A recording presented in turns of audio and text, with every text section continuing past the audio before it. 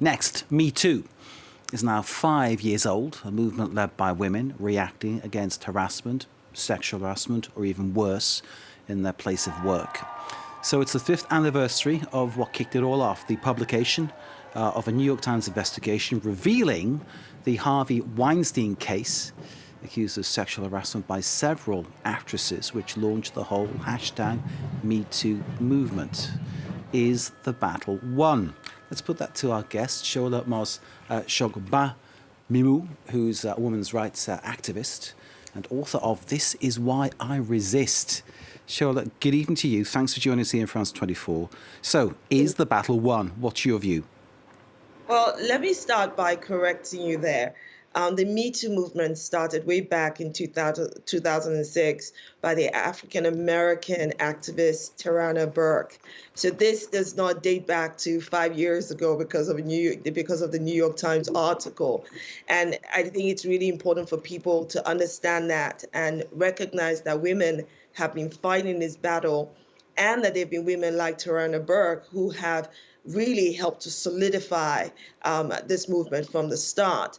Now, when you ask the question, has it been won? Has the war been won? Come on, it's like asking me whether we've eradicated misogyny and sexism, whether we've eradicated gender-based violence, all of which have influenced, contributed, aided, and abetted the sexual abuse, the rape, and worse of women who have, shared their experiences all through the Me Too movement.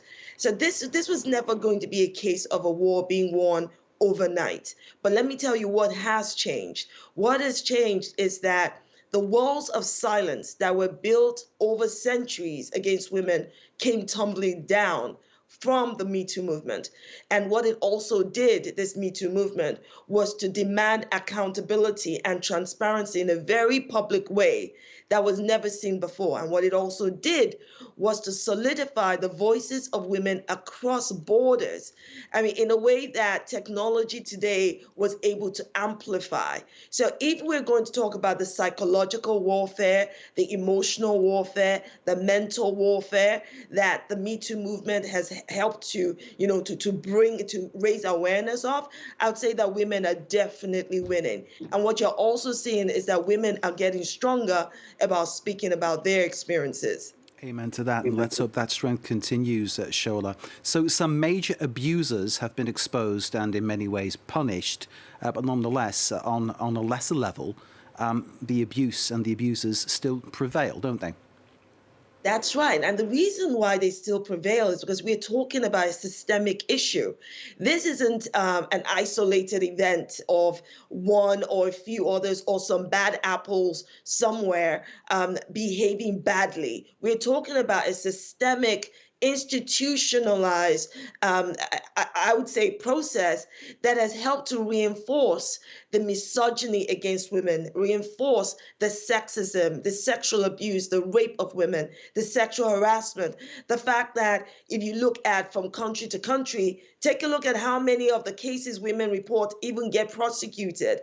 And the fact that women also are judged as though they're the perpetrators when they are the survivors. So there's a lot still going on here, which is why this systemic issue still exists. But this is why I would say that the Me Too movement has done a great job in having such a long-lasting impact, in the sense that what you have now of voices of women, it doesn't matter if it's Iranian women protesting, it's women in South Africa protesting against gender-based violence, or women in Poland protesting for reproductive rights, or the Roe v. Wade protests in America.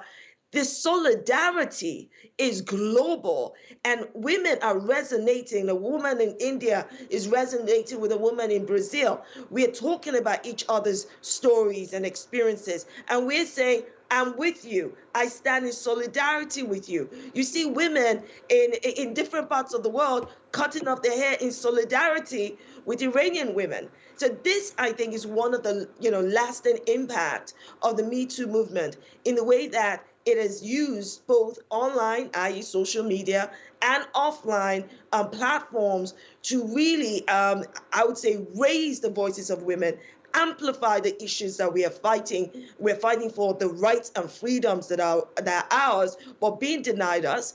And that is one of the long-lasting impact of the Me Too movement. Shola Mos-Shogbamimu, I could listen to you all night. I agree with everything you're saying. I think it's fantastic. There's no kind of like debate here going on. I'm completely with you. And let's hope that that continues to be the way things go, because it is only right and fair that women should be treated as equals, properly as equals. And as you say, Me Too began back in 2006. Some might say it began even further back than then, because, you know, women have been trying to resist and break free from this kind of oppression for many, many generations. Let's hope that one day the battle will be won. Shola, as ever, pleasure to speak to you. Thank you very much indeed. Shola Mos-Shogbamimu, women's rights activist and author of This Is Why I Resist. Thank you very much indeed, Shola.